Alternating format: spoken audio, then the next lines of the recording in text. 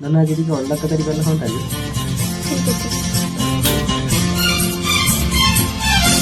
মন খালি